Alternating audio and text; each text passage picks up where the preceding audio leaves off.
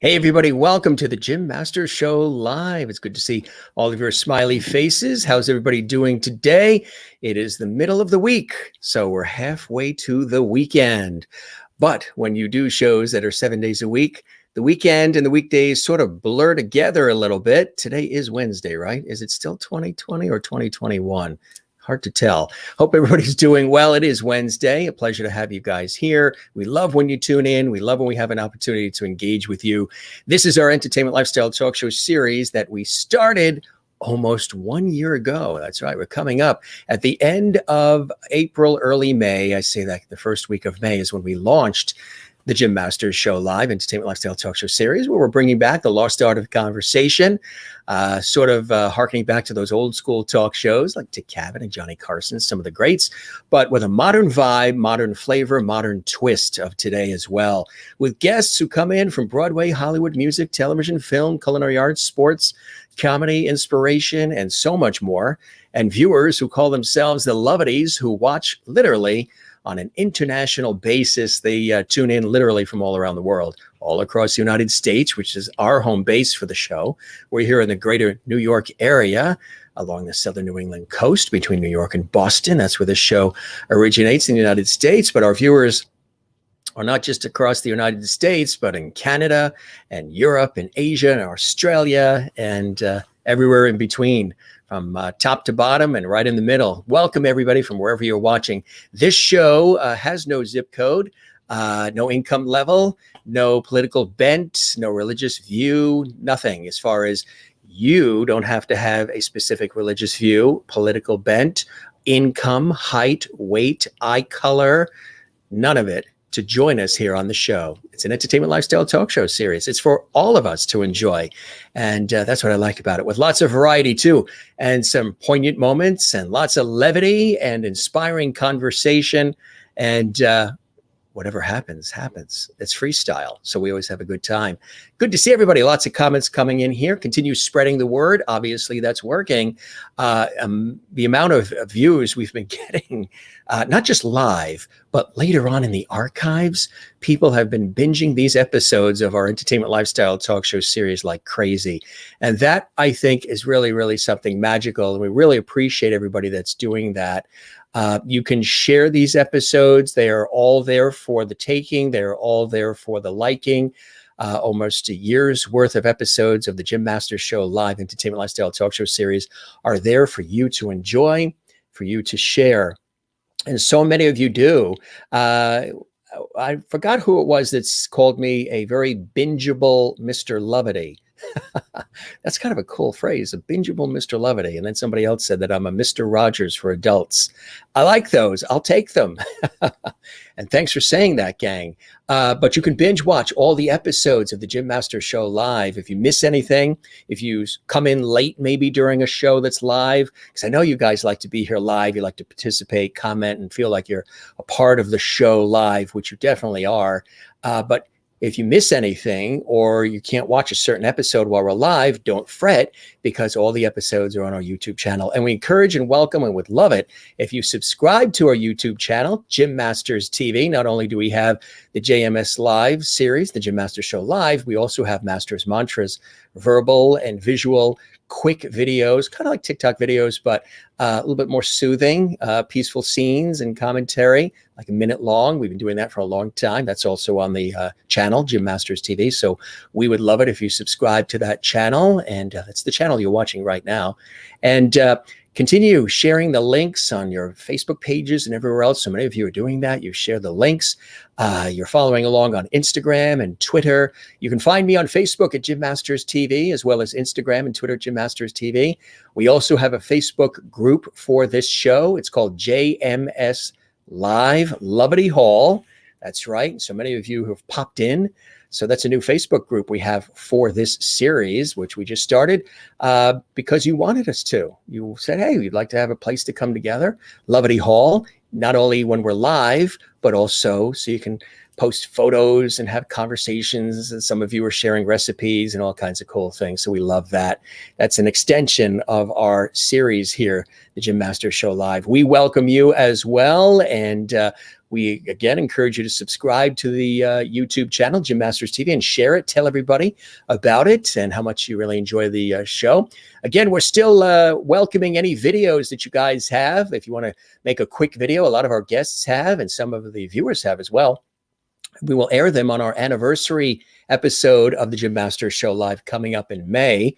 So if you do have a quick video, you don't have to make anything fancy. It can be something that you do on your phone, something on your computer, and it could just be you talking to camera, telling us why you enjoy the Gym Master Show Live. Hello, my dear friends. Here is Holland. Yes, Willie is here. She's joining us from Holland. We've got a very special guest coming up. Tony-nominated composer Lindsay Jones is joining us from Los Angeles, California in just a second. We're going to have a good time with Lindsay. He is a prolific producer and composer for television and stage and film and so much more. You've heard his work, I don't doubt, and it's extraordinary. Crystal in Connecticut says, hi, Jim and everyone. Happy Wednesday. I hope you're having a fantastic day. Looking forward to an exciting show with inspiring conversation and, of course, our famous Lovety. You got it, Crystal in Connecticut. Mary is in Florida. Hello, Jim and Lovety. Good to have you here, Mary from Florida. Merlin, Ontario, Canada. Hopefully the snow has stopped for you. We had some, it's beautiful and sunny out now, but we had some wild weather come through here earlier, like tornado watches and things of that nature as well. Merlin, hello, Jim and Loveties as well. Claudia is here. Hello, everyone from Missouri. Happy Wednesday. Good to see you, Claudia. Love that. And Wozniak is here as well from Florida, from Jacksonville. Hello, Jim and Lovety family. Hope everyone had a wonderful day. Juanita is here from South Africa. Hello, Jim and Lovety squad. Great to be here. Great to have you here as well, Juanita. Maureen says, happy hump day, everyone. I hope you have all had a fabulous day. I'm happy to be here with Jim and my Lovety family this evening. And welcome to Lindsay to Lovety Hall. And you raced home from the hospital in Arizona just to get here in time, and we love that. Good to see all these smiley faces, everybody checking in, all saying hello to one another as well, which is kind of interesting and wonderful. Kathleen Walker, she's saying, hey, Jim, always happy to see you. Hi, everyone. Good to see you, my friend. Kathleen, who watches live from New York City. Joy Lorenzo is here. Hey, Joy, watching also from New York City with Connor, our friend Connor, her wonderful grandson. Good evening, everyone, she says, and good to see you as well. Welcome to the show. We love when you are here. And Christine Clifton is here. Hello, Jim and Loveties. Welcome. Composer Lindsay Jones to the show tonight. Ready for another evening in Lovety Hall. And Christine watches, along with her lovely mother, in North Carolina. Let's see. Juanita says, the bingeable Mr. Lovety. Gary said, you are bingeable. Our episodes are bingeable. We love that. We, of course, toast all of you as well. We always toast all of our guests. We welcome everybody. We toast our viewers as well, and everybody involved with the Gym Master Show Live. Nice to have you here, and thanks for joining us. Again, we really hope you had a good day thus far. If you have not, well, this is the place to perk up with great entertainment, inspiring conversation, and terrific smiles. And been snowing there in Canada, no accumulation. That is good. No snow here, just wacky thunderstorms, like a tornado watch or something. It was really crazy stuff. Cheers from Crystal, who's watching us live in Connecticut. An incredible week of guests coming up, too. All next week, Patrick McEnroe is coming. Tennis star Patrick McEnroe, brother of John McEnroe. ESPN commentator is going to be with us. Victor McCullough is going to be with us from the Tenors, formerly called the Canadian Tenors. Adam Jacobs, who played Aladdin on Broadway, is going to be with us on Monday. And the list goes on and on and on. Tonight, we're welcoming Lindsay Jones. Isn't that a really cool? That is a fantastic headshot, isn't it? It looks like he's like the lead character on CSI or something, doesn't he? He's an award-winning composer and sound designer and has been nominated for the Tony Awards, Best Score and Best Sound Design of a Play. His Broadway credits include Slave Play and The Nap and Bronx Bombers and A Time to Kill. His Off-Broadway work has been heard at Playwrights Horizons, the Public Theater, MCC, Primary Stages, and many others. International credits include works at Royal Shakespeare Festival in the UK, Stratford Festival in Canada. Merlin will be very happy to hear that. She always asks the guests that, and many others. Lindsay has created music and sound for over 500 productions in regional theaters across the United States of America, USA. Awards include 7 Joseph Jefferson Awards and 24 nominations, 2 ASCAP Plus Awards, 2 Ovation Awards, 3 nominations, the Los Angeles Drama Critics Circle Award, San Diego Theater Critics Circle Award, 2 nominations, as well as multiple nominations for Drama Desk Awards, Helen Hayes Awards, Barrymore Awards, and many others. In film, he created the original score for over 35 projects, including HBO films, A Note of Triumph, The Golden Age of Norman Corwin, and which won the 2006 Academy Award for the Best Documentary Short Subject. His work encompasses features like The View, From Tall, Ash, and the Brass Teapot, shorts such as The Follower, House of Stairs, and Grace, a full-length documentary, Hearing Voices, and Cleveland. In television and commercials, Lindsay created the score for Sony Pictures series Family Practice for Lifetime Television. He created that score, that theme, as well as Brothers-in-Law for a JO production, original music for commercials, including clients like Martha Stewart, Staples, Nike, Smarty Pants, and many others. That is just the short list, folks.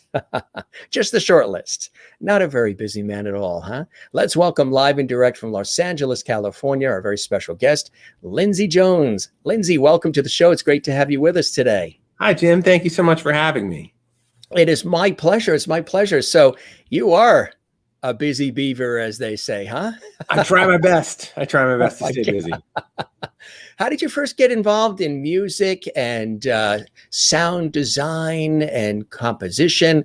What were the early inspirations for you in your life when you were a kid?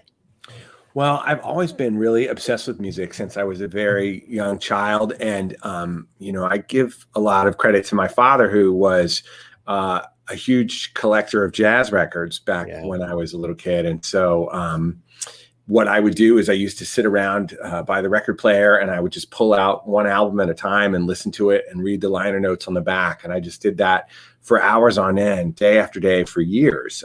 And so that's really how I cemented my love of music, is just by listening to it and being really inspired by it. And then as I got older, I wanted to start a rock band. So I started my own band when I was a teenager and started playing in bands from that point on. And I kept playing in a band through college and continued to act as a musician.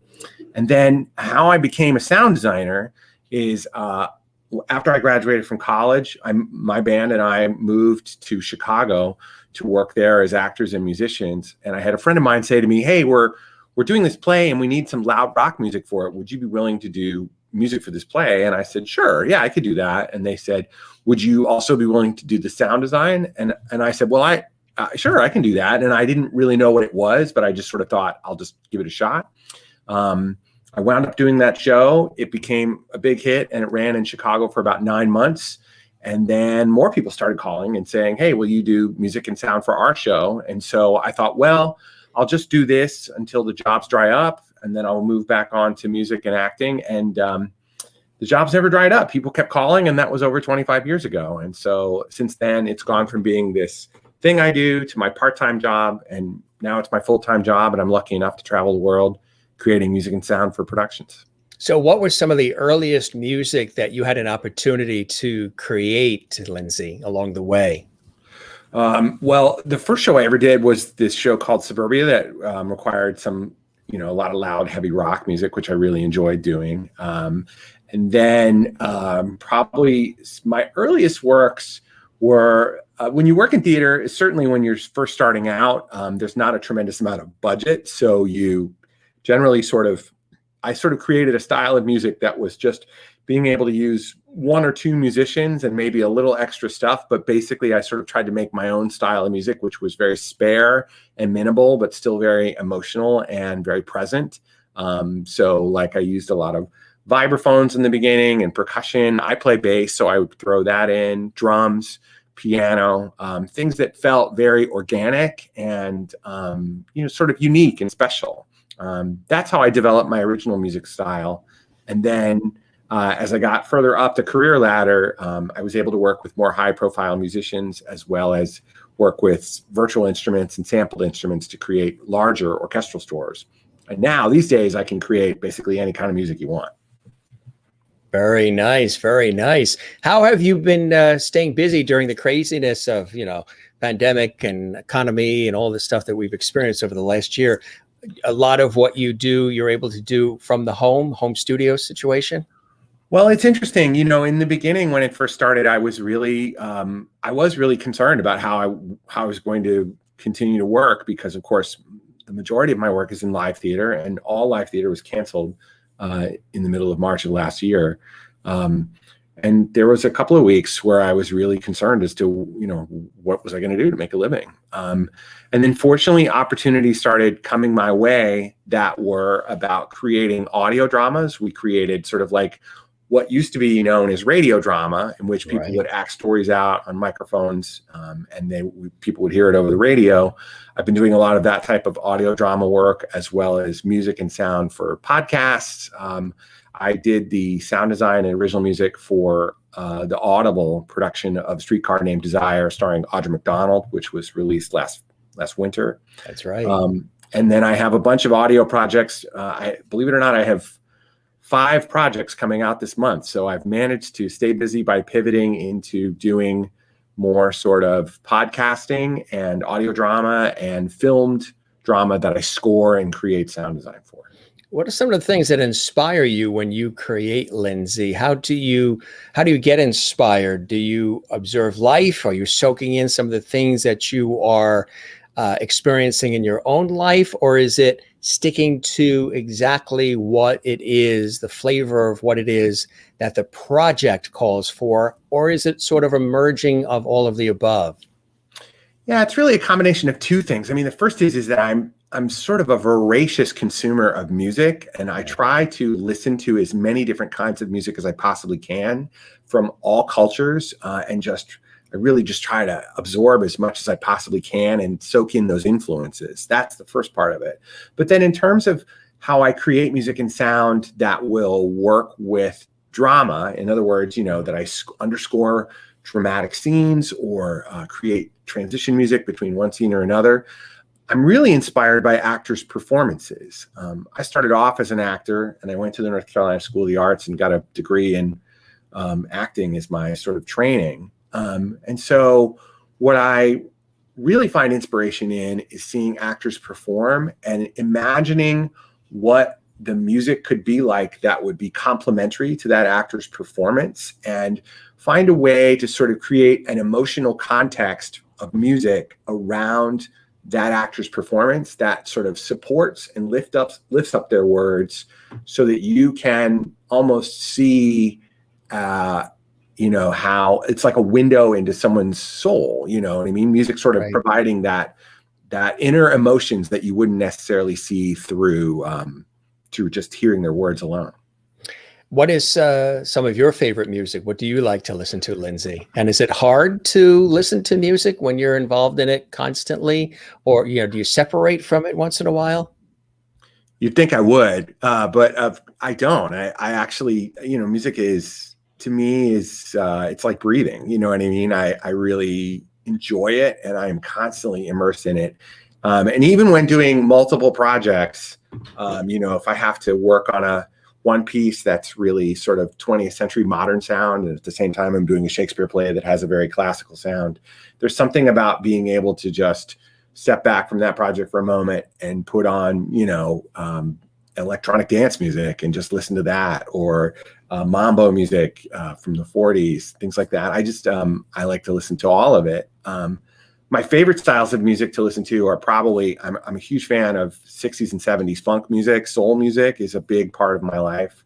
I'm also a huge fan of hard rock, heavy metal, so I listen to a lot of that as well. But I'm also a huge fan of like classical music. Debussy I'll listen to. Raymond Scott, who was a band leader in the 30s, who did a lot of big band music, the music that Looney Tunes music is based upon, cartoon music. I listen to that a lot. So People I like go in Henry every direction Mancini, possible. those Oh, guys. Yeah. love Henry Mancini. Yes, of course. Amazing. Yeah. So yeah, I draw inspiration from everywhere and try not to limit myself in terms of the next piece of music I could find that will bring some new insight into music that I hadn't seen before. Are you generally, I guess it depends on the project and who the people are you're working with, but do you get a lot of freedom to come up with what you want to come up with most of the time, or is it very, regimented? It's interesting, I mean, what's really fun. I mean, I'll be honest with you. The most difficult thing is, and I don't know if people ask me to do this very often, but very rarely will people say, "Just write a piece of music." I have no opinion about what kind of music it is, because, in fact, I find that the most difficult. Like if somebody were to say to me, like, "Hey, write a bunch of songs about anything," the sort of vast possibilities of that is somewhat intimidating. But if you were to say to me, right, okay, this is the setting for this play, these are the actors, this is the story we're telling, and you give me certain storytelling parameters and say, what's the music that's going to best suit that story? Those small sort of clues are the things that quickly hone in and give me ideas to say, right, okay, because of this, I'm going to make this choice and this choice. And sometimes it's inventing a new style of music, but it's inventing it based upon the circumstances that I'm trying to score. So that part is, the limitations are actually not something that I view as an inhibitor. I actually view it as a way to sort of focus myself and really hone in on exactly what's the best choices to make. Who are some of your favorite composers over the years? I'm a huge fan of Bernard Herrmann, who, of course, was an incredible film composer for many of the Alfred Hitchcock movies, as well as other sort of film classics. I love the way he sort of mined music for its suspense, which is really, I mean, like I probably listen to the score to Psycho at least once a month, just because I find it so incredibly inspiring. I also, let's see, I'm a huge fan of Claude Debussy, who I think wrote some of the most beautiful music in the world.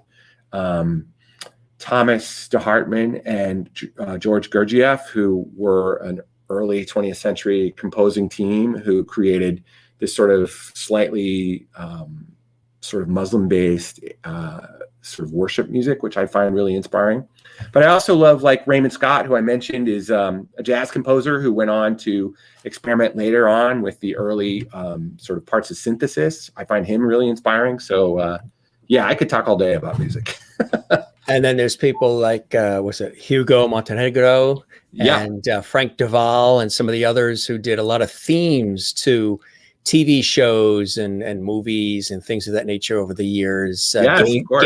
Game show themes. And it's amazing, working in that area of television and radio broadcast, how themes to, I mean, what is it? Ed Kalehoff, who did The Price is Right. Dun, dun, dun, dun. Yes. I mean, Yeah, almost of course. 40 years we've heard that theme to that show, and you know exactly what it is. The theme to I Love Lucy, or any of these themes that, and we don't see that as much now with television shows as we used to, where the theme was so prominent. And of course, commercials had the jingles and the choral group singing, and there was always I'm a pepper, you're a pepper, things that you would remember that even if the commercial or the TV show wasn't on, you'd be singing in the car or on the bus or at work or whatever. That's really cool when you can create something that even is short and sweet, like a TV jingle or a theme or something that sticks with people all these years. Dick Van Dyke. I mean, you know exactly what it is when you hear it. That's masterful stuff, isn't it? It's incredible. And, it's funny. I now teach composition for theater to students at the North Carolina School of the Arts. And one of the things that I always try to impress upon them is the idea that when you're writing a piece of music, you are telling a story through that piece of music. And so by creating a unique and insightful melody, that's the story of the song. And you really need to focus on that. It's not enough just to be able to put chords together. You need to really have a story in mind. And I think that all of those themes that you cited the reason why I think they stick with us is because they're catchy music, but they also have a real point of view that immediately just locks right in and becomes something you remember forever. Yeah, the theme to the Waltons. I mean, you could just think of the Love Boat, the Love Boat. I mean, it's like I Absolutely. always loved all that stuff, and also production music too. I've scanned through a lot of production music over the years at radio stations and TV stations for commercials and for news product and shows and things of that nature. And we'll be kicking back with the rest of the crew, and we're like, my God, this is like supposed to be production music that's generic, and this stuff is really good. This is like a jam session with these musicians. Yes, of course. This production music that's almost considered throwaway music to many. I don't think it is, because I love it. News themes and all of that. Yeah. That stuff's really incredible, you know. Da da da da da da da da da da. I mean, it's like it sticks with you, but it's the fact that it's production music. That's, I know you've gotten involved in that world too. That's really cool stuff too, because again, you're creating a feeling as much as you are a sound. You really are. And I mean, it's, we could talk about sort of the idea of creating music for commercials. One of the things that, and I've also done audio branding as well, where like you'll do audio logos. I've been hired a few times where people will say, okay, we need a piece of music that is 3 seconds long that will be able to identify our company. That's unique. You know what I mean? And so like, how do you create an identity for a company based around like 5 notes? Like what do you do? And so it's a lot of trial and error, but it again comes back down to that same basic idea, which is the music is there to tell a story. And once you've got that story, you can really focus that and make it your brand. And so I do think a lot about music as identity and music as branding to really, it helps the audience not just enjoy the music, but almost immediately identify and lock into it and say, exactly. Yes, that music makes me feel this way. And that's how I feel about this product, whatever that is. Well, whenever you hit da na na, it's NBC. That's exactly right. Da, 3 notes. 3 notes. NBC. Or what's the other one that you hear a lot? Honda. Da-na. Da-na. That's it. And then the theme to Law and Order is the one that people always use to mean the bungung, that one where you just 2 notes. But if you hear those 2 notes now, that's what it is. And then there's dun dun dun dun dun dun dun dun dun dun. Jaws. Yeah. I mean, so I'm sure you like people like John Williams and some of the amazing, conductors and arrangers, composers of epic film scores and so much more, huh? Yes, absolutely. John Williams is a huge hero of mine. And I mean, Hans Zimmer. Yeah, I'm a fan of his as well. He's really incredible. So yeah, you really try and take inspiration from all sides. And I really do feel like that's what the great composers of our music history have done, is they have had an amazing ability to listen to composers from the past, find the things that really appeal to them, that appeal to their identity, and then sort of take it and make it into a new, identity for themselves. And that's what I try to do with the music I write. Somebody asked, Renee Katz asked about the documentary that won the Academy Award. Tell us a little bit about that and being involved in that project. Sure. So the name of the movie is called A Note of Triumph, The Golden Age of Norman Corwin. It was directed by Eric Simonson and was produced for HBO Films. It was released in 2005, and it won the Academy Award for Best Documentary Short Subject in 2006. Norman Corwin was a poet laureate of the United States in the 30s and 40s, and particularly during World War II, he had a national radio show in which he would appear almost, I believe it was every day, and he would offer sort of poems of inspiration and excitement and hope. And that is kind of like what we do here. Yes, indeed. He was an incredible poet. And so he really galvanized the country. He really sort of brought people together at that time. And it's amazing that since that time, since the end of World War II, his sort of popularity decreased and he sort of faded into obscurity. And so that movie was really about sort of reviving interest in him. And he was still alive in 2006 when we made the film. And he really was an incredible human who had this tremendous sort of inspiration to bring light and hope to humanity through his poetry. So I was very proud to work on that movie. How do you feel, I would imagine too, when you create a piece of music that you really enjoy working on, but then it takes on a whole other life and touches people in a way that you thought might, but goes way deeper and way beyond anything you could have anticipated. What is that like for you? Because I'm sure it's happened multiple times. It's a true gift, Jim, if I'm being totally honest. I mean, and it does not happen every day. Like as much as I like to think that every piece of music I write is super special, it is a rare moment when someone will turn around to me and they'll say, that piece of music that you wrote really inspired me in a certain way, or I really connected to it in a certain way. And I'm so grateful for those moments, because it means that piece of music is not just a product. It's not just a thing that I make and it exists and then that's it. But it's something that really means something to another person, and they found their own meaning through that material. And I find that incredibly inspirational. And to be totally honest, when somebody says that to me, it really makes me feel like I'm doing the right thing with my life. You know what I mean? I feel like I'm doing the right thing. So it's very exciting and inspiring. Are you partial to certain instruments? Are there certain instruments that just really speak to you, Lindsay?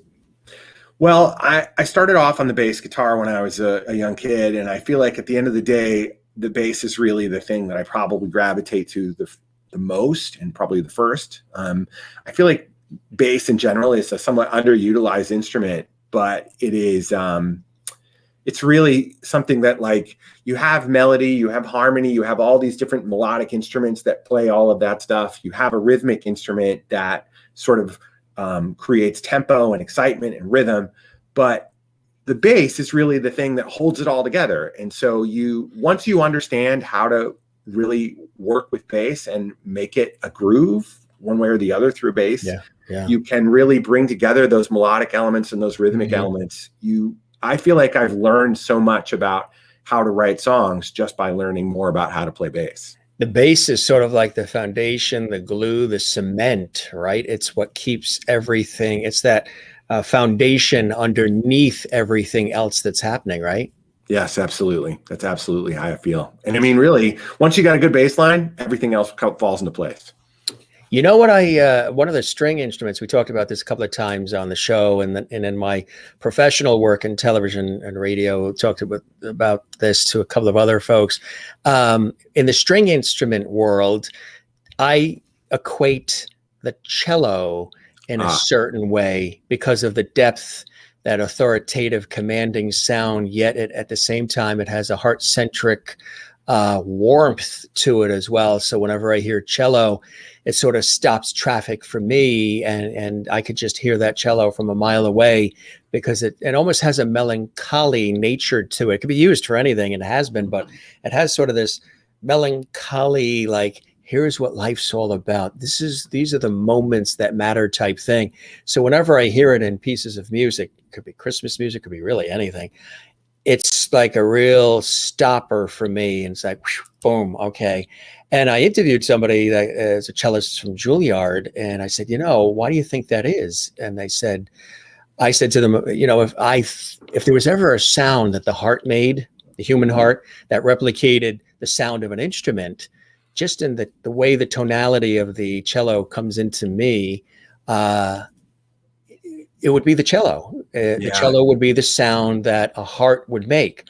And the cellist said, "Of course, Jim, of course." I said, "Really?" They said, "Well, because I guess the cello is one of the instruments closest in sound maybe to the human voice. And this is why you're humanizing it, and you're giving it like these really monumental feelings whenever you hear the cello used in certain pieces of music."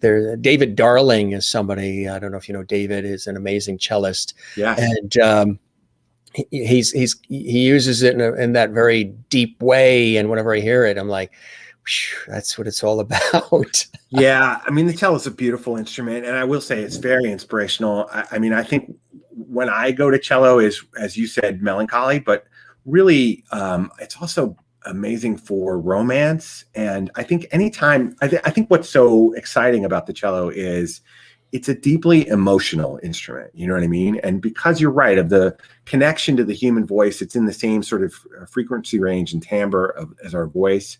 It does feel like someone is expressing true emotion. And, you know, by bowing and by sliding fingers and things like that, it can feel very much like a human voice is making emotional sound. And it can be incredibly affecting. So yeah, when I need to find emotional music, the cello is definitely something I lean on quite a bit. The cello is the one, the go-to for you. For sure. What are some projects that you're working on now that you're excited about? You were telling me that you've got, before we went live on the air, you've got a multitude of things that are happening all at once, which is very exciting.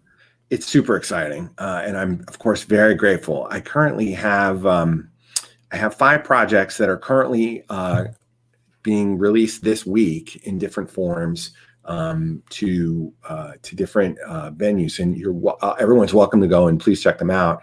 The first is a production of Smokefall, which I did in 2013 at the Goodman Theater in Chicago.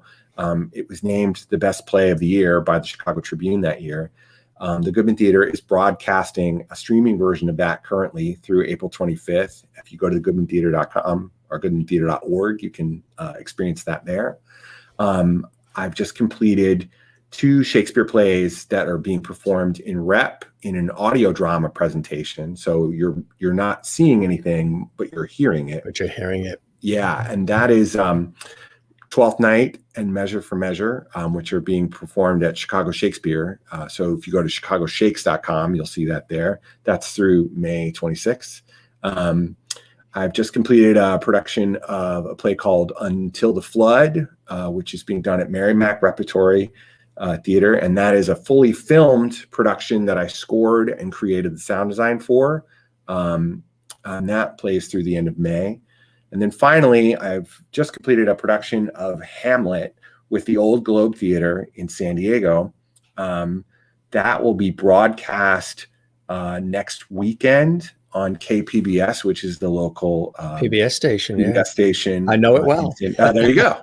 In San Diego. And then it'll be moving to YouTube after that. And that'll be playing for a while. So all really exciting and fun productions that people can see.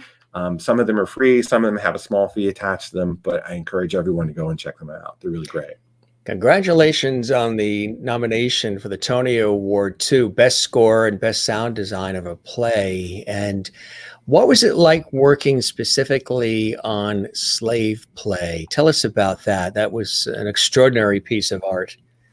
It really was. I feel so fortunate and so lucky to have had that experience. I learned so much working on that play, and it was a really deeply inspiring play, and I feel like I'm still learning from Slave Play. You know, with the recent events that have been coming out this week about the Derek Chauvin trial and other things, I find myself referring back to Slave Play again and again, just for reflection and inspiration on, you know, this really crazy time we're living in right now, where we're all having to sort of come to terms with a lot of our history and all, as well as, you know, sort of how our society is set up, in the hopes that things will change to become more equitable and more fair for everybody. Absolutely. Yeah. It's a really amazing experience. And I just, like I said, I just feel super, super lucky to have experienced it. That's incredible. I mean, when you have an opportunity to be a part of something that it's also groundbreaking on many levels as well, right? It is. Yeah. It's a very controversial play. And, you know, there seems to be 2 reactions to Slave Play. Either people really love it or they really, really do not love it. And so it's the kind of thing that, you know, you're doing something right if people have such an extreme reaction to it. I'll never forget when the show first opened off Broadway we simultaneously had glowing reviews in the newspapers, and there was also a petition of several thousand names of people demanding that the play immediately be discontinued. So we sort of felt like, okay, this is pretty good. It is a very confrontational and controversial play. But I think that the things that it talks about in terms of racial identity, in terms of sexual relationships between people, intimacy, I think those are really important conversations that I think all of us have been afraid to have, and we might as well just start having them. So I'm all in favor of it. How I got involved with Slave Play was I was not the original designer on the show. What happened was I had just finished opening a musical in Cincinnati, and I had flown from Cincinnati back to my home in Los Angeles. I had gotten in the cab. I'd come to my house. I put my key in the door, and the director of Slave Play, Robert O'Hara, who I'd worked with many times before, texted me and said, "Where are you?" And I said, "I'm in Los Angeles." And he said, "Can you be in New York by tomorrow morning?" And I said, "Yes, I can." And I literally got back in the cab and went straight back to the airport and flew the red eye to New York that night. And what had happened was their designer that was on the show was unable to continue. And so literally I walked into what would be the first day of technical rehearsals of the play, having never seen it before and having to create it essentially live on the spot with, just seeing it and then doing it. And so as a result, there wasn't a whole lot of time for me to be like, is this the right choice? I don't know. Let me think about this. Like I just had to do it. Had to do it. Do you like that? Was that a challenge? Was that cool and exciting? I mean, nerve-wracking, everything else, but did that invigorate you to have to do that? And then when you pulled it off, it's like, wow, that was something. That's pretty much exactly what happened. Yeah, it was very invigorating. It was very intimidating, but it was also very invigorating as well. Like I really did feel like I was on the edge of my seat the whole time. But thankfully, the director, Robert O'Hara, the playwright, Jeremy O'Hara, as well as the incredibly talented cast and creative team, they were really forgiving and collaborative, and they really sort of hung with me and gave me the input and information that I needed to sort of put it together. So I'm so grateful to everyone in that experience for being there for me to help me get through it.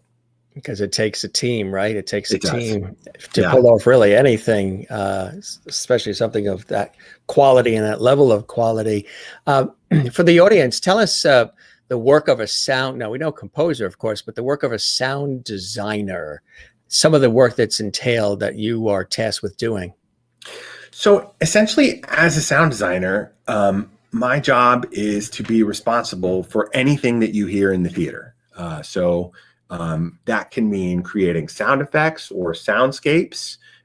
It can mean creating original music, which is something I do, to underscore acting scenes or to transition us from one scene to another. It can, if there's a musical, require the supervising of miking the actors and creating a mix so that everyone hears the same show in the audience, because that's a big priority in my job, is to make sure that no matter what seat you're sitting in the theater, everybody hears the exact same show, because we don't want somebody to hear one show and not hear something else. So we work on that. I also program all of the computers involved in my job to make sure that it all works properly. And then I interface with the stage manager and the director and the actors and the crew to make sure that all of the sound is perfectly tuned and is run at the right time.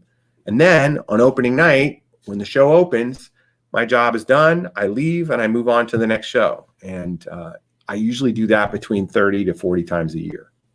That's incredible. That's incredible. Makes me think of the music you would hear also, not just in theater, but obviously in film, but on television. The trend, you don't necessarily hear as much of it again now because things are quicker, shorter. But with television shows, you would hear specific transitional music that really summarized the scene you just watched before they go to a commercial break, or before they fade to black, or before they start part 2 the next week, or whatever it may be. But you'd have different music that really would capture the feeling or emphasize, put a period on the sentence of the scene you just watched and finish it off beautifully. And I love watching shows, even the sitcoms.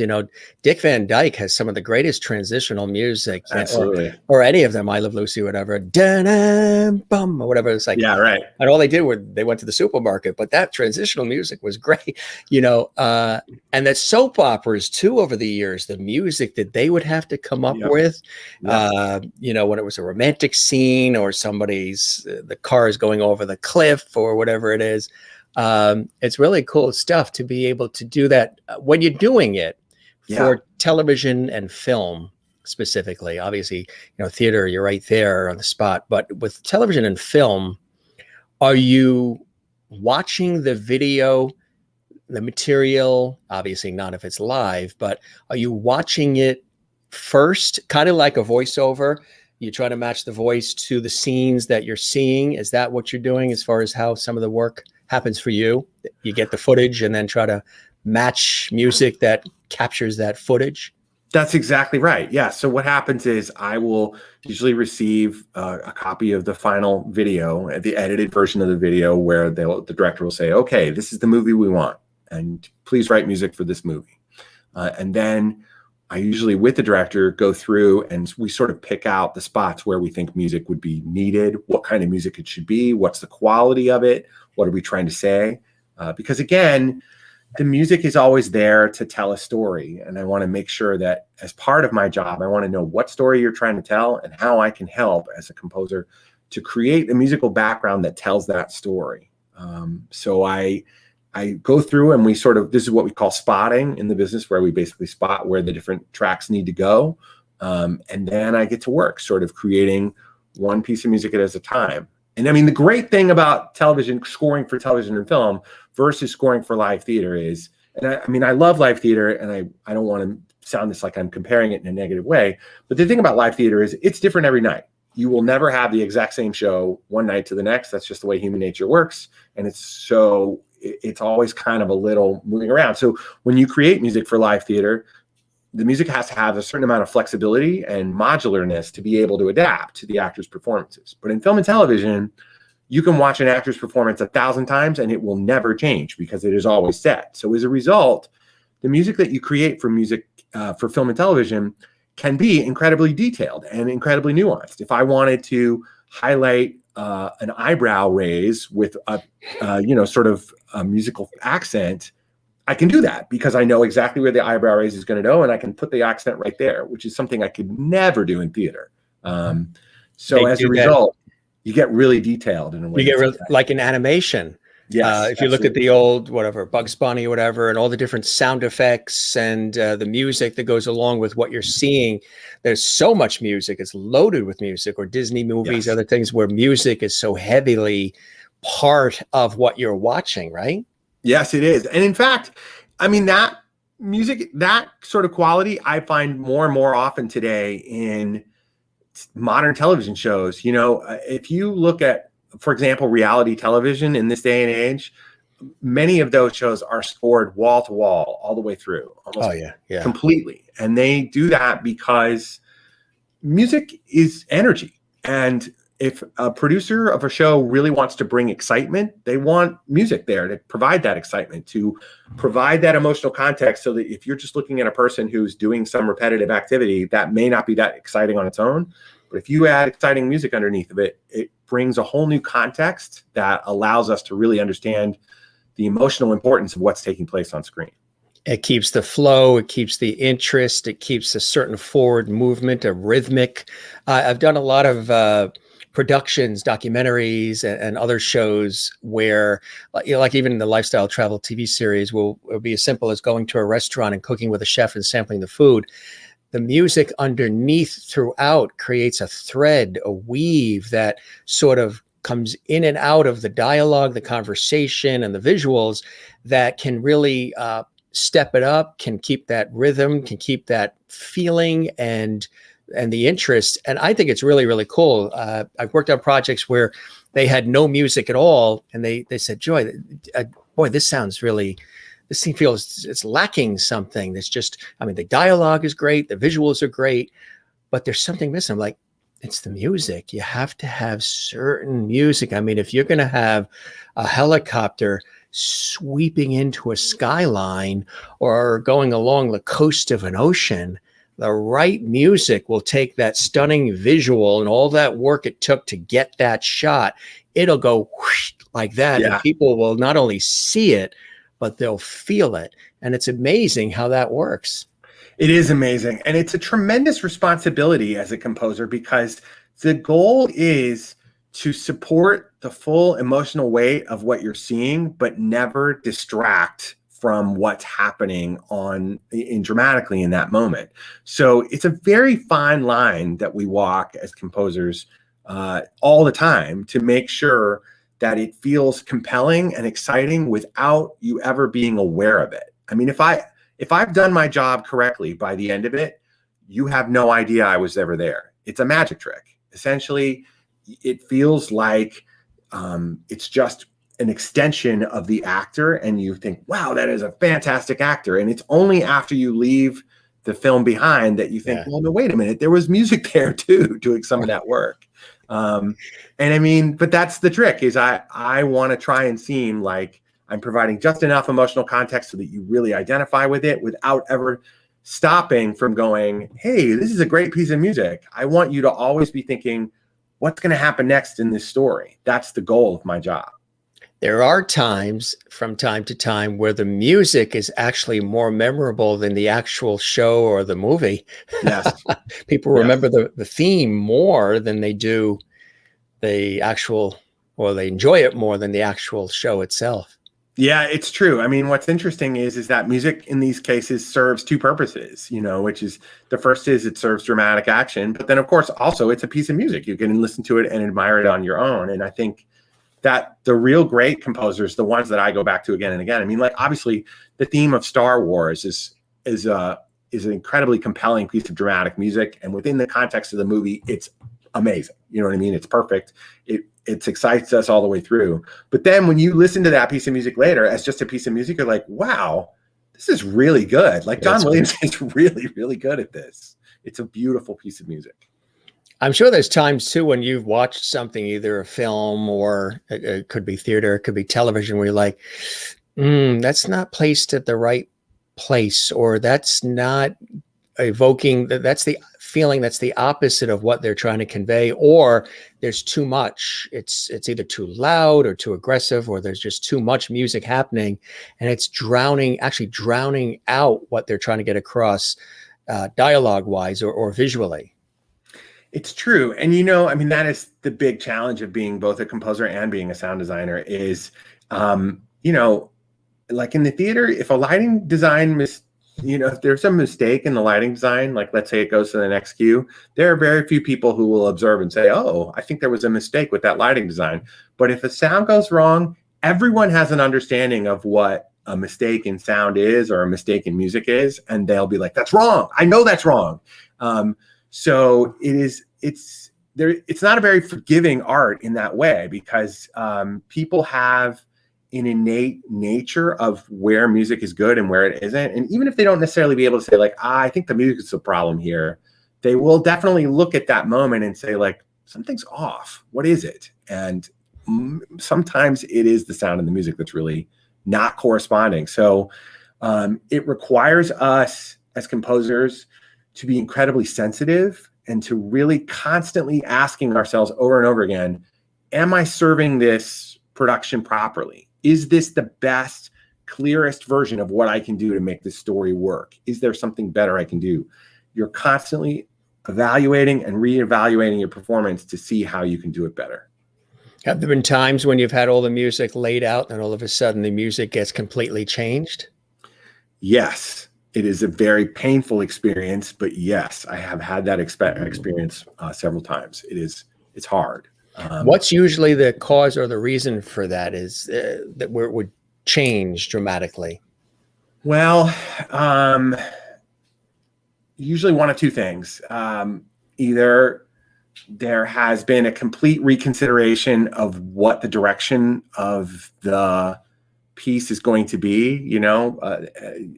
Usually that's somebody who was unsure of what they wanted to say, and then halfway through the process realized that they were headed in the wrong direction and now want to change. That's the first way.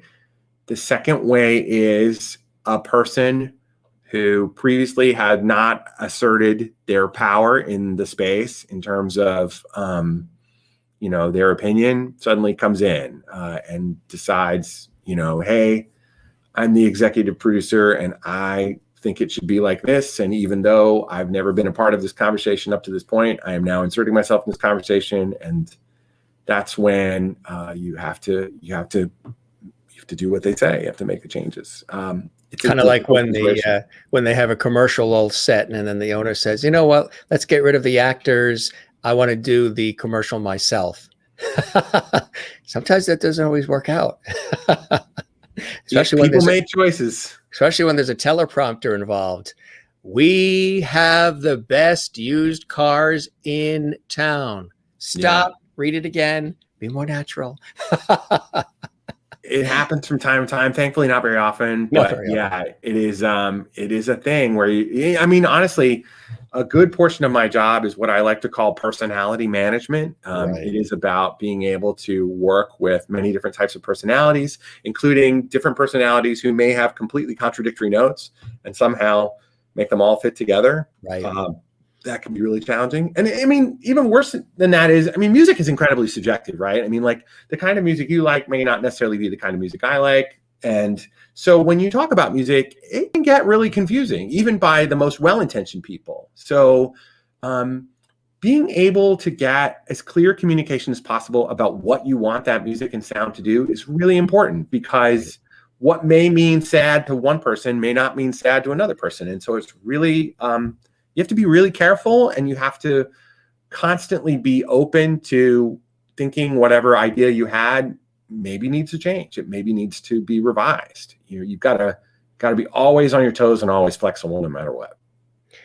Absolutely. Because everybody they hear it differently. What's also cool about music is when you take a piece of music, especially instrumental, and you listen to it again and then again and then again. And oftentimes when you do, you'll hear different instruments, different elements of the structure and everything else that you didn't hear the first time. Suddenly you hear that little ding of the triangle in the middle of the piece that you didn't hear the first time, because the first time is that shock value. It's all coming at you at once and you're absorbing it. And the second time you start to hear a little bit more. The third time it starts to resonate and you start relating to it. And it's amazing how you can hear a piece of music or even watch a film or a TV show and see different things that you didn't spot the first time.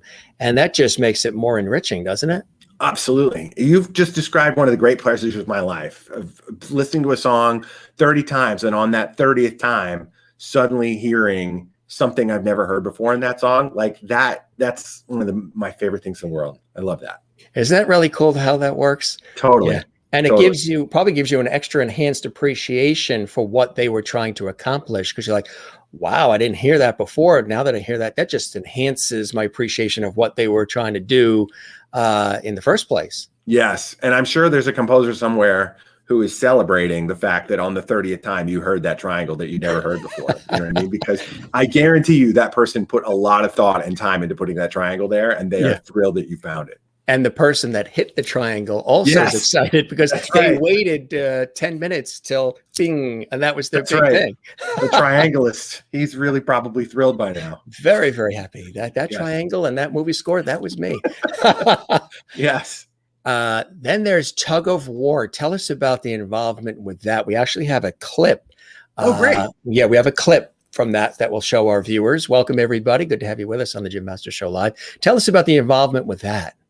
So Tug of War was, believe it or not, a project that I did with Chicago Shakespeare Theater, where we took 6 plays by William Shakespeare and we condensed them into a 2-day presentation. So we did 3 plays on one day and 3 plays on the second day. And as if that wasn't crazy enough, we also made all six of these plays into essentially a rock musical. So what I was responsible for on this production was creating the sound design for the show, which was a full musical, as well as, all of the sound effects that go into a Shakespearean play. Right. But in addition to that, I also was responsible for sort of creating either original music or musical reinterpretations written for a live band on stage to play while, we're doing 6 Shakespeare plays. And they were Edward II, Henry V, Henry VI, parts 1, 2, and 3, and Richard III, sort of in one continuous thing. So I think the clip you're going to see, this is the sort of montage from the second day of presentation, which would be Henry VI, parts 2 and 3, and Richard III. All right, let's take a look at that right now. It's pretty cool, folks. We got a chance to see it earlier. Enjoy, and then we'll be back with Lindsay Jones in just a second. Put a little more ice cubes in those glasses, and we'll be back. Since I cannot prove a lover, I am determined to prove a villain.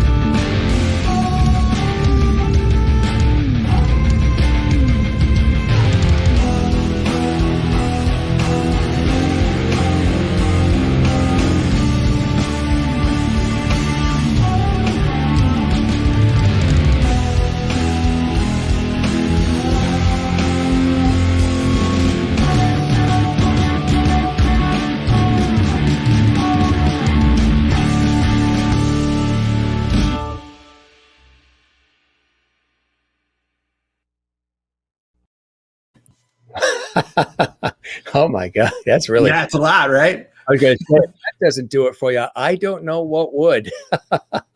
That was cool. How long did it take to create even just that piece there? You mean that piece of music? We just heard, yeah. Okay, so here's a funny story about that piece of music, actually, which is that music was actually created in about 45 minutes. What happened was we had a piece of music in the show, and we were going into a preview that night, and the director really decided that the piece of music that we had did not work. And so with the band standing around me, I just sort of knocked out this piece in an hour, and then I taught it to them, and they played it for that show. And we were both like, the band and I were all like, okay, this works pretty well. Let's put this in. And it was approved by the producer and the director. And so then the next day they were like, we have to film this montage thing. Do you guys have any music you could put in this thing? And I was like, how about the song we wrote last night? And they were like, great.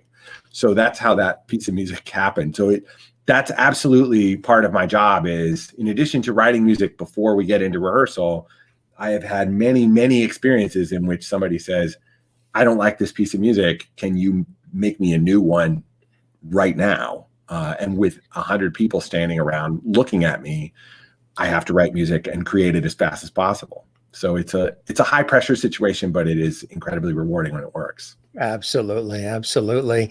We also have another clip here. This is an MP3, so no visual. This is Slave Play Music Sample. Tell us about this one.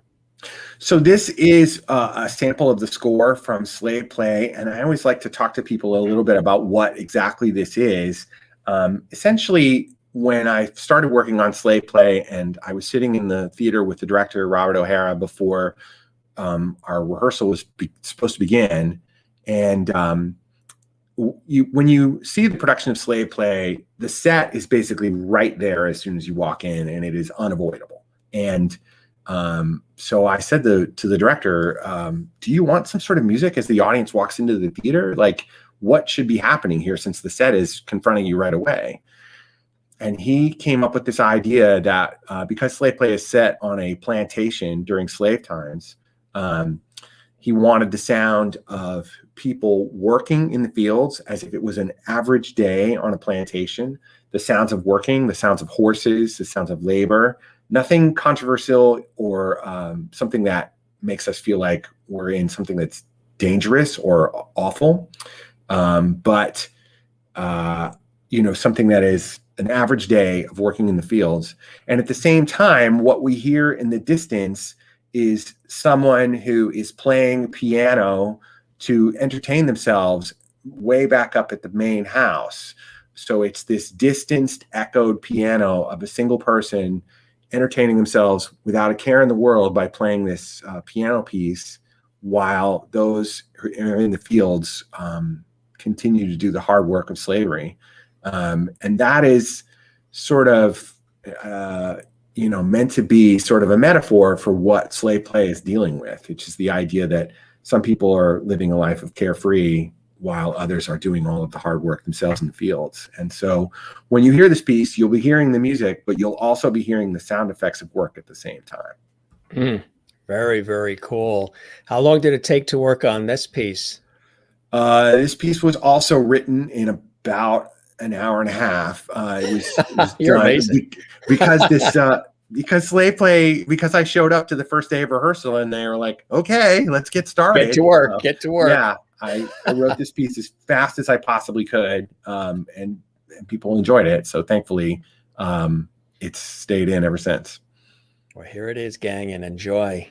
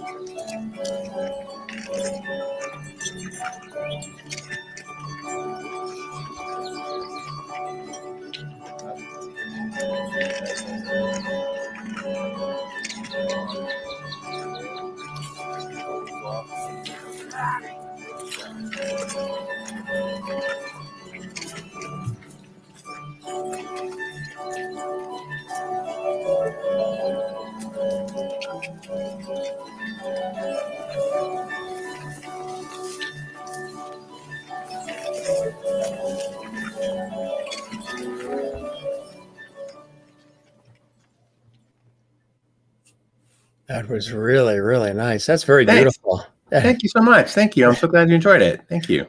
What do you hear when you hear it? How does it make you feel? And sometimes when you hear your own material back, what happens to you? Are you transported to another place?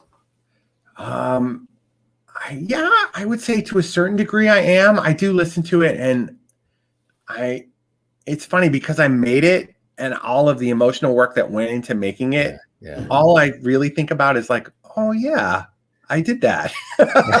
It's done. But I do go revisit the emotions that I had when I was making it. part of writing music is particularly music for drama is that you're trying to basically see a person in a specific situation, imagine for yourself what it would be like if you were in that situation, and then what would be the music that would express how you felt in that moment. So it's a really emotionally based job, and in many ways it's almost identical to acting, which is that you have to imagine yourself in that situation and then create music that expresses those feelings. Do you have to detach from it?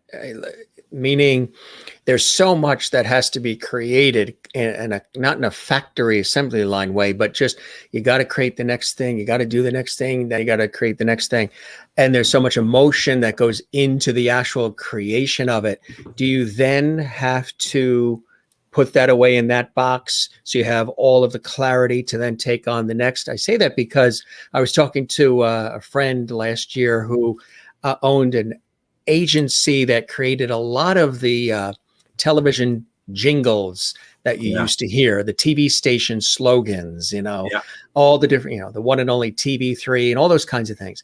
A prolific, his name is Bob Klein. He actually is in Los Angeles, and he's very involved in musical theater, and he's about 92 now. Oh my gosh. And he's been in it forever, but he was one of the largest agencies that TV stations would hire to create these image campaigns about the station and the staff and the news anchors and the community and the whole thing. And I was showing him a couple of clips from way back that he had created, a couple of really prolific and well-produced campaigns. And he was like, I thought that was long lost.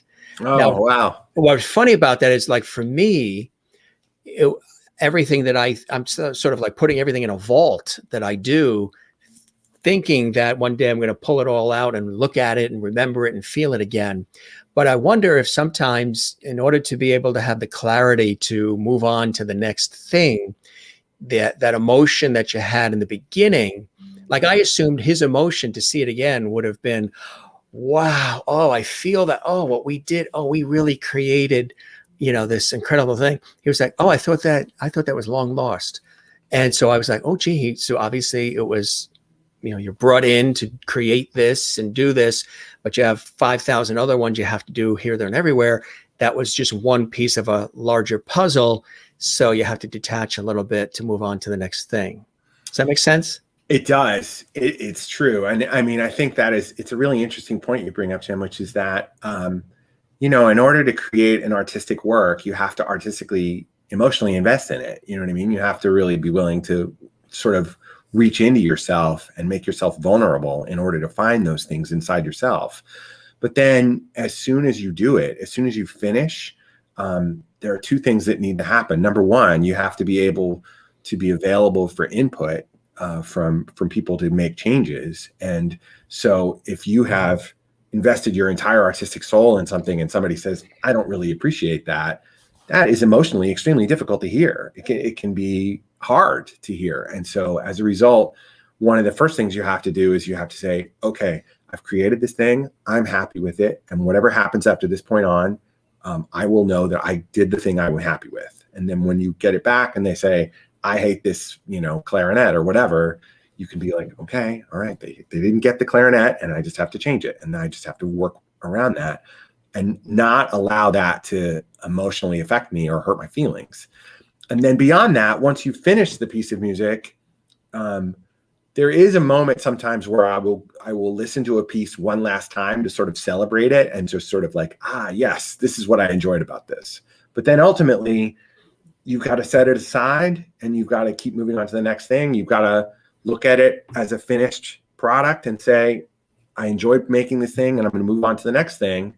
And so, yeah, the discovery for me, when I go back to music that I created a long time ago and listening to it again, like watching that Tug of War video is a perfect example, because that show was done in 2016, and just watching it again and thinking, yeah, this is pretty good. This is all right. And that's usually right. That's about the experience I have, which is being like, oh, I did a pretty good job here. I feel all right about this. And that's all I can do. Do you like what you've done?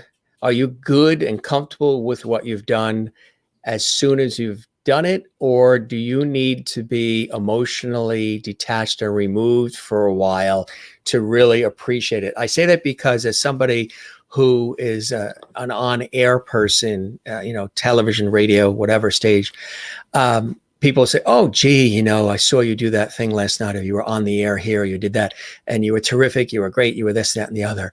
And I will hear that, but it won't sink in because I'm not sure I like it yet. Yeah. Because I'm still wrapped up in the emotion and everything that it took to pull it off and to make it seem smooth and cohesive, and all my energy and my love and blood, sweat, and tears. Like you say, you have to dig deep sometimes. And all of that was wrapped in that. And now we have finished that. And I'm still floating and I'm still on and up from it. It takes time to come down. So when it pops up, or I hear it for the first time, or I see it for the first time, I'm not somebody who would say, look at me. I'm the one, I'm the guy. I'm the opposite. I'm like looking for all the things that I wouldn't like in a fine-tuned corrective way. Well, some people say, do you watch what you do? Do you listen to stuff that you do? Sure. I'll listen to tapes. I'll watch, when I appear on television or whatever, not to say, hey, look at me, but it's more of, what could I do better? Would that have convinced me? Did I make a point with that? And if I'm around family and friends, I will say, okay, I know you're excited. That's coming on tonight at 8:00 or whatever. When we watch it together, pretend that you don't know me and let me know if you'd be convinced and persuaded. And if you feel whatever it is we were trying to create. And so for me, I'll have producers and all these people that'll say, my God, you knocked it out of the park. Wow, that was amazing. You pulled us through. And I'll be like, thank you. I appreciate that. But I won't be convinced yet. However, I could pull stuff out that I did 10, 15 years ago now, because I'm emotionally detached from that moment and really now hear what they said and say, you know what, under those conditions, with that level of background, whatever it was, they were right. I was pretty good. That was, I didn't hear it then. I didn't allow myself to soak it in then, because there's so much expectation and emotion wrapped up. And now here I see it for the first time, or I hear it for the first time. So it's with a critical ear. But now that I'm detached from the emotion of the creation, I really appreciate it. And I'm like, I understand what they meant. Does that happen for you too? Yeah, it does. And, I think the thing to remember is, at least for me, artistic inspiration is a mystery to a degree. Like when you were asking me, like, how did you write that piece of music so fast? I'm like, because that's what I had to do. I didn't really sit down and think a whole lot about it while I was like, boy, I'm writing this piece of music fast. I was just like, I've got to get this done. Right. So, but yeah, like, here's the thing, right? Like, in terms of music, I'm completely self-taught. I don't really have any formal training at all. I can't read music. I play by ear. Yeah, I do everything by ear. So that's an incredible thing. Yeah, I guess it is. It's just the way I'm sort of set up. I don't really think about it that often. I just think this is the way I do it. And like, I think having I think not necessarily knowing where artistic inspiration comes from is a good thing, because there's something that is magical about it and inspiring, and it just happens. And I can't necessarily define why that is, but there's an authenticity to it. That's right. Yeah. In theory, you're being inspired by the moment, and your best work, if you're not conscious of it. And I would say, if you're in the middle of doing something and while you're doing it, you're thinking, this is the best thing I've ever done, chances are it's not the best thing you've ever done. Right. But exactly. the things you're doing that you're like, you're totally in it. You're just 100% in it and being present and doing your best in that moment. That's really your best work, whether you know it or not.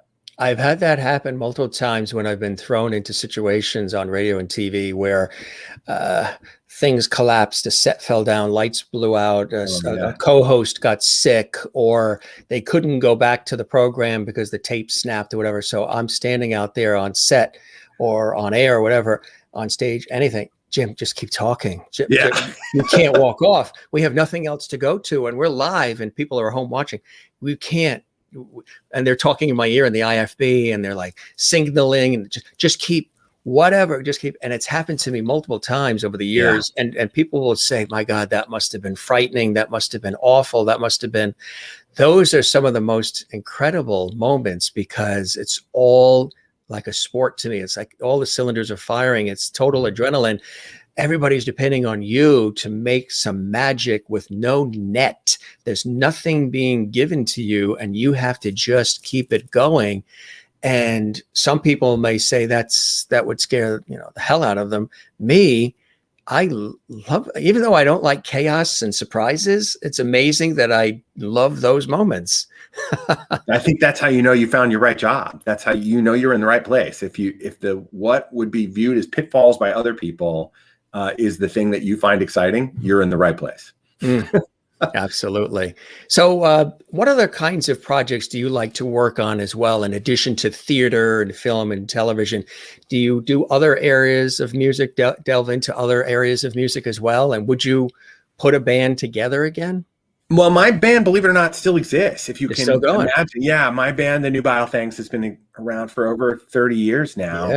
And we're still playing. In fact, we had a gig scheduled in Chicago for June of last year, which unfortunately we had to cancel due to coronavirus. But we will, I'm sure, play again soon once it's safe to go back into the clubs. And we had planned a sort of a 30-year anniversary tour. And in fact, if you want to check out, you can go to nubilethangs.com, which is nubilethangs.com, and you will see a documentary that was created by our saxophone player, Jason Singer, about the 30 years of my band and what we've done. So yeah, I still do, even in this day and age, I'm still writing songs occasionally for the band, and just creating music that's fun and exciting for myself. That's not about, write me a piece of music that says this in this amount of time.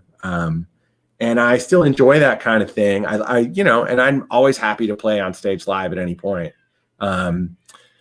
And then beyond that, in the last year, audio drama has really taken up a large percentage of my time, because it's grown. That's what we can do. The idea that I can remotely record actors who are in multiple locations around the country and then take all of that together and make a performance out of it is really exciting. So I enjoy that a lot. And film scoring is something I really continue to enjoy and pursue as well. But the art of live theater is really exciting to me because it is a collaborative art. It takes a team. You can't do it by yourself. And I just love the feeling of being in a room full of people, exchanging ideas, coming up with new thoughts on the spot, and then just trying stuff, working together, being a part of a team. I think that's one of the true pleasures of working in live theater. And I think that's the thing that'll keep me coming back. That's incredible. Isn't it cool that you have your hands in so many different areas, because it keeps it fresh and alive for you, right? You're not just, making just production music or whatever. You have your hands in so many different creative avenues, and that just keeps you creating, right? And keeps those juices flowing. Yes. The creative challenges are really what get me out of bed every day. I mean, I can't wait to get to work every day because of that. Juanita, and that means you're doing what you love what you do. And yeah. I'm right there with you. We are a blessed lot. Not that anything that we do, the key is we make it look smooth and easy and effortless, but there's so much that goes on behind the scenes to pull anything, really, even at the smallest levels, off, if you really care, if you really, have your heart and soul invested in it, and you really want to do something that really, matters and leaves a long-lasting impact. I've always been that way too. I like to uplift and inspire and engage and empower.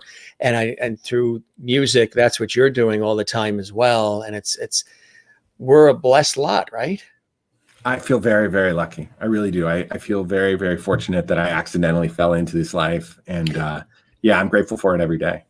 That's incredible. It's and we're grateful that you're in it too. Juanita in South Africa says, "What music do you listen to, Lindsay? What's on your playlist?" Oh my gosh. Well, so I listen to all kinds of music all the time, as my family will tell you. I will say that lately I've kind of gotten into running as an exercise. And so I find myself listening to music while I'm running a lot lately. So I've been listening to a lot of like The Prodigy and like 90s to 2000s dance music, but I also listen to a lot of 70s funk music. I love music with high energy that sort of gets me going and inspired. So that's the kind of music I find myself gravitating to more than anything else at this moment.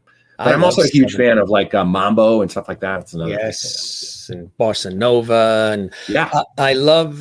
There's something about that '70s sound music in TV shows and movies and Shaft and all these other. There's the rhythms and the percussion, and just whenever I hear it, I just get moving. I love it. I love it. Yeah, it's irresistible. That kind of music you can't stop yourself. We've got a couple of pictures here too as we go down memory lane. Well, first of all, this is the one we used in our promos. Again, you look like you're the lead actor on CSI. I mean, that's Thank you very much. That's what you told about Willis. Yes, indeed. That picture was taken by Joe Mazza, Brave Lux Incorporated in Chicago. He's a brilliant. He captured something. They say they always say a good headshot is it's all in the eyes. Indeed. It's just like, wait a minute, it took me 3 weeks to write that score, and now you're telling me you don't like it? That's what it looks like you're saying. It's true. It's true. The amazing thing about this picture is it looks like I'm in a photographic studio, but in fact, Joe took my picture last October in the midst of coronavirus, and we didn't want to be inside. So I'm actually standing outdoors during a sunny afternoon while he took the picture. Wow. Yeah, it's very impressive. It's amazing because even the reflection on the back of the collar there looks like it is like studio. You think he's good, huh? He's incredible. He's absolutely incredible. That is fantastic. We got some more cool shots here too. Oh, wow. Okay. So this is me with Ian McDiarmid, who is, of course, a very famous and successful Scottish Shakespearean actor, but he is most well known for Emperor Palpatine of the Star Wars series. So he is the Grand Emperor of the dark side of Star Wars. So if you saw any of the Star Wars movies, he was the Emperor. That's fantastic. Yeah. That's great to have an opportunity to get a shot like that. Here's another great one. So this is a picture of me and my partner, John Gramata, who is also a sound designer and composer who's frequently on Broadway and works in theaters around the country. This is an event that we created called the Collaborator Party that was started in 2015 after the Tony Awards discontinued the Sound Design Awards for a while. And so John and I created this event in which everyone from the theater community was welcome to join as a celebration of the work that they do, regardless of whether or not they're eligible for a Tony. So that's a yearly event that John and I present. It started in New York, but it has quickly grown to different cities around the country. You can find on Tony night, you can find a Collaborator Party in New York, Chicago, Los Angeles, Houston, different cities around the United States, all with different people attending. So it's been a great experience to do that. And this is me also at the Collaborator Party with Abe Jacob, who is known as the godfather of sound design, theatrical sound design. Abe is basically one of the first people who started doing sound design as a full-time profession. Abe began as the sound engineer for Jimi Hendrix and the Mamas and the Papas in the late 60s. And then in the mid 70s, Abe transferred to Broadway sound and created many of the techniques that I and many other sound designers use today on landmark productions such as A Chorus Line and Pippin, all of the amazing musicals that you remember from the 70s. Abe Jacob is the person who created the sound design for those musicals. That is incredible. Yeah. He's a wonderful guy. Really, really great. Legend right there. Absolutely. Yeah. Here's another cool shot. Oh, so this is me with Daniel Radcliffe. He and I did a production several years ago at the Public called Privacy, and this is us on opening night of that show. He was an absolutely lovely guy and a brilliant actor, a really lovely person to work with. That's fantastic. We love that. Great shots here. Here's another one. This is me with John and Josh. I can't remember Josh's last name, but Josh won this prize package. So this is him collecting a prize. We usually give out prizes every year at the collaborator party as part of our sort of public service. And so, that was a great time. I can't wait to have that again in person. Absolutely. Do you have things on your bucket list? Do you have some dream projects that you would love to create and or be a part of? Okay, so here's my biggest goal. This is my biggest goal, and I want to broadcast this as far and as wide as I can. I have done all but 2 of the plays by William Shakespeare. I have 2 plays left, and they are The Winter's Tale, and Two Gentlemen of Verona. So if anyone knows of a production of The Winter's Tale or Two Gentlemen of Verona anywhere in the world, and they need a composer or sound designer, please have them call me. I just need to get those last 2 plays, and then I will have completed the entire canon of William Shakespeare. So that's one of my big goals. So those are one of the big goals. Those are some cool goals to have. That's basically a major announcement you just made exclusively on the Jim Masters Show Live. Yes, that's right. I did. Which we call a world premiere exclusive. Ooh, okay, great. Wonderful. You could probably make music to that, right? I probably could. World premiere exclusive. Indeed. This was awesome, my friend. You obviously love what you do, and you've touched the hearts and minds of so many people over the years with this music in its various ways, shapes, and forms. And we wish you nothing but continued success in everything you're doing. I hope we get a chance to meet. We can imagine what a conversation we would have talking about music, and hope we get a chance to break bread. I also hope that the show met whatever expectations you had of it, and that you enjoyed the time with me as much as I have with you. Oh, yeah, this is great. Thank you so much for having me. Before I go, I just want to give a special dedication to my mother who is watching this program. My mom was totally instrumental in my life in terms of helping inspire me and keep me going forward in music. I know she's watching. So, Mom, I love you and thank you.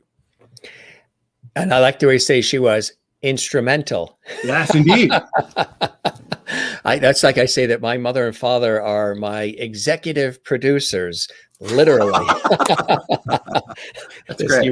You work with executive producers, and then your folks are your real executive producers. What is your mother's first name? Robin. Robin. Hello, Robin. Good to see you. Carol White is here. She says, wonderful interview. Oh, that's my aunt.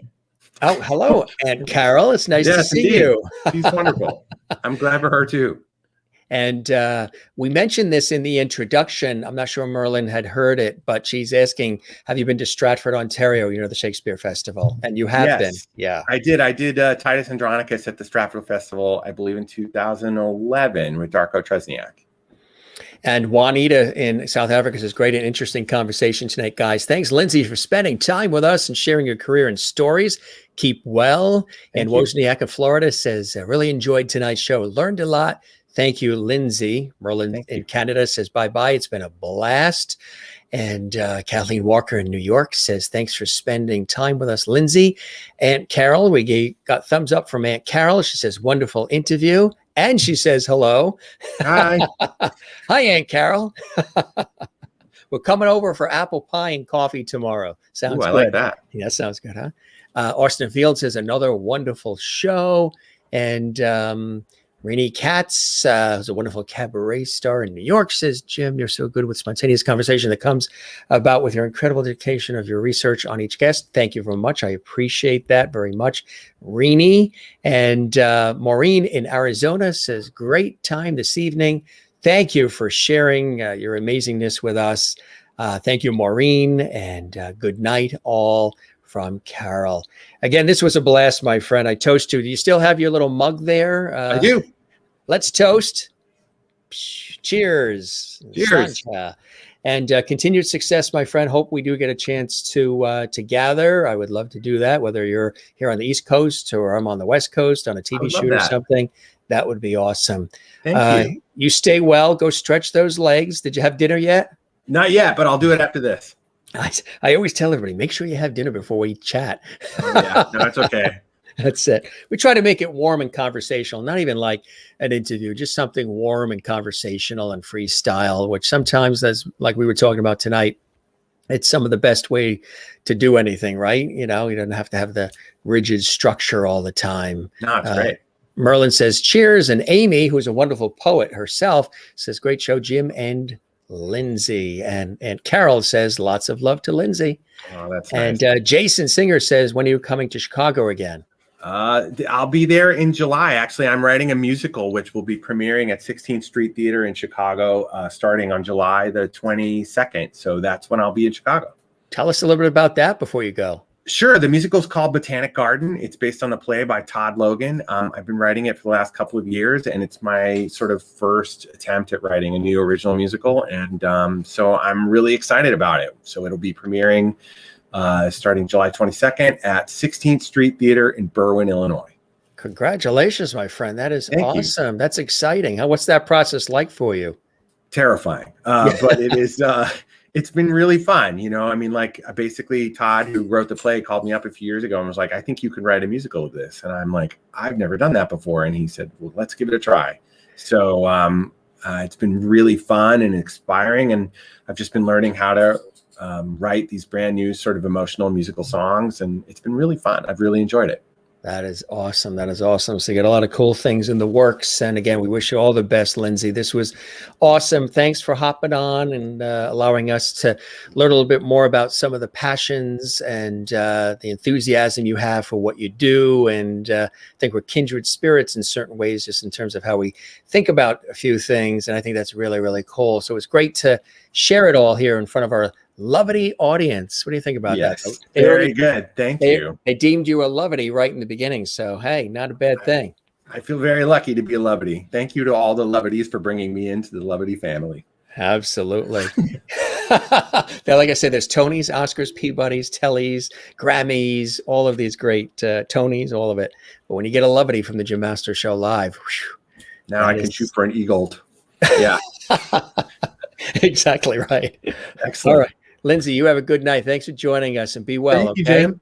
Thanks, everybody. Take care. You got any out music or anything? Not at the moment, but I'll put it in post. Hit the post. Yeah, perfect. All right. Take care. Thanks. Take care, everybody. Bye-bye. Lindsay Jones, isn't he amazing? Prolific and award-winning composer and sound designer. If you weren't sure what a sound designer does, you certainly got a real good feel for what the masterful, artful way Lindsay has been able to create some amazing sounds for theatrical productions, film, television, and so much more, and compose some extraordinary music too. And Christine Clifton in North Carolina comes in and says, cheers. This has been a wonderful show with so many fascinating stories. Congrats on all of your success and good wishes with your new projects. Thanks for spending time with us and Lovity to you as well. Amy says, great show, Jim and Lindsay. Thanks, gang. We love all the Lovity and love all of the great comments that are coming in. Tomorrow, we have an unbelievable show. Now, this is going to be something very special, and there's going to be a lot of live demonstrations and so much more. We have renowned mentalist and escape artist Michael Lee. He is going to be here live tomorrow, and he's going to be doing some extraordinary demonstrations live, and we have a ton of content. It's going to be a very special, unique, different show tomorrow when Michael Lee joins us live here on the Jim Master Show Live. Again, he's a mentalist, a renowned mentalist and escape artist, and you're going to be amazed by what you see on the Jim Master Show Live tomorrow. So make sure you join us 7 p.m. Eastern, 4 p.m. Pacific Live on our YouTube channel, Jim Masters TV, home to JMS Live. Then on Friday, Calvin Fisher, who is an award-winning author, is going to be here. He's got a riveting new book he's going to be sharing with us as well. We're looking forward to that. Next week, Patrick McEnroe, wonderful tennis star, and of course, ESPN tennis commentator. I was just chatting with him today. He's all excited. He can't wait to be here. He's going to be here next week. This weekend, Nathan Pacheco, who's a brilliant singer and songwriter, I interviewed him on PBS. And the last time we were together, when I was emceeing at Carnegie Hall, and he was one of the performers, he's going to be with us on Sunday. It's going to be absolutely amazing. The High Kings are going to be with us as well, live from Ireland. And that's going to be happening as well. So we're looking forward to that. And we're just really excited about the guests. We are booked with guests all the way till June, just about every day of the week. And this is still only the end of April, which is amazing. You guys are terrific in terms of sharing the levity and telling everybody about our entertainment lifestyle talk show series. Juanita says, ooh, can't wait for tomorrow. And Debbie, good to see you as well. Debbie was a guest on our show, and she's a fabulous beat poet. Thank you. You're welcome. Kathleen Walker says, ooh, tomorrow I'll be here. Sounds great.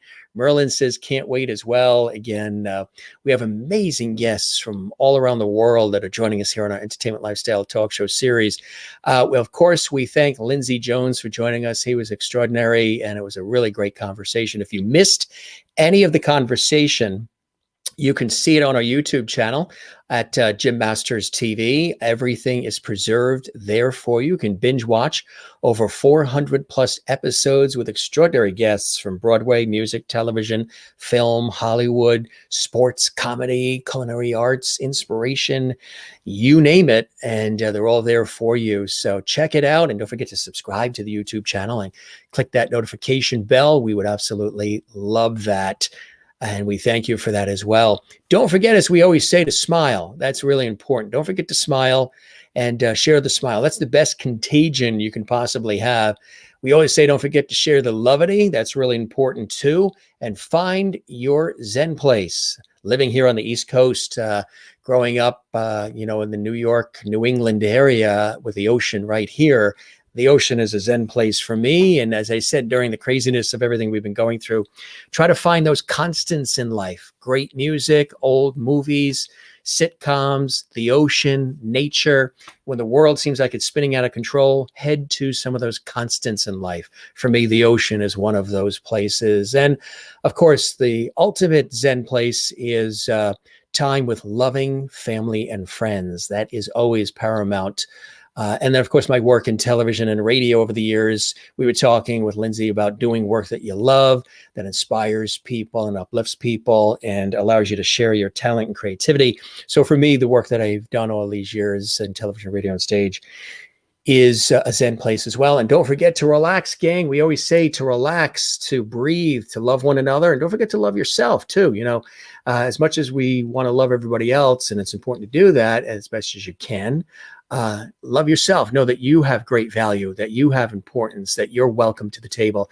And as I said at the top of the show, and I always say, in addition to relax, which we say at the end, everybody's welcome here to the party. It doesn't matter, your zip code, income, background, religious views, political views, eye color, weight, income, none of it matters. You're all welcome to join us nightly here at our show. And we love having you guys here, and continue to spread the word, share the levity, tell everybody about our show, find us on Facebook, Instagram, Twitter, Periscope, and Twitch. Also, I'd like to thank our great friends at LMG, Lanka Music Group too, dear friends Ralph and the team there for all their loving, wonderful support of our series, JMS Live, the Jim Masters Show Live. We love them as well, and we thank them for their continued love for our show. And Kathleen Walker says, have a great night, Jim. Levity hugs to you as well. Good night, Kathleen in New York City. And Wozniak says, good night, Jim and everyone. Sweet dreams to you as well. And Debbie says, thank you, Mr. Levity. And hopefully you survived that wacky weather today. Wasn't that wacky weather unbelievable today, Debbie? And you be well, and a great show tonight, Jim. Learning something new every time. Perfect. So am I. Your host learns along the way too. Good night, everyone, from South Africa and from Juanita. Marty Thompson. Great lineup. Good on you, mate. I like that. He lives in Nashville by way of Australia. He's going to be a guest on our show too. He's an amazing entertainer. And thank you very much, Ralph. I appreciate that. So very welcome, my friend. Our passion. Yes, it is. Absolutely. You have a good night there in Indiana.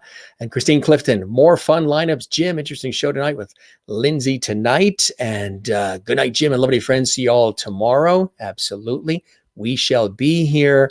And again, everybody's looking forward to Michael Lee, the mentalist and escape artist, is going to be here. We've got a whole thing formatted. It's going to be an interesting show in terms of the content we're going to have. It's really going to blow us all away. You're going to be amazed by him. And then again, we've got a bevy. Adam Jacobs, who started as Aladdin on Broadway, is with us Monday. Victor McAuliffe, one of the tenors who used to be the Canadian tenors, he's going to be with us on Tuesday live. So it's going to be amazing. Maureen says, thanks for a great time, Jim. Good night, all. May your dreams be sweet. And Merlin says, red sky at night, sailor's delight tonight. I love that. Gang, you guys are the best. We thank you for all the time, the love, the support of the Jim Masters Show Live. These shows are quite epic. They're quite special. Again, you can join us all the time here on our YouTube channel. And it means a lot, all the love and support and all the wonderful comments and the sharing and the tagging and all the private messages on Instagram and Twitter and Facebook and everywhere else. I appreciate them all very, very much. It's a true blessing. Also, don't forget, we have that Facebook group too, JMS Live, Lovity Hall. So you can check that out and be a part of that as well. We're going to sign off for now. This is your host, Jim Masters. Thanking you for your time this time. Till next time, we'll be back tomorrow, 7 p.m. Eastern, 4 p.m. Pacific, right here on the Jim Masters Show Live. Hope to see you then, gang. You're the best. Have a good night. Bye-bye.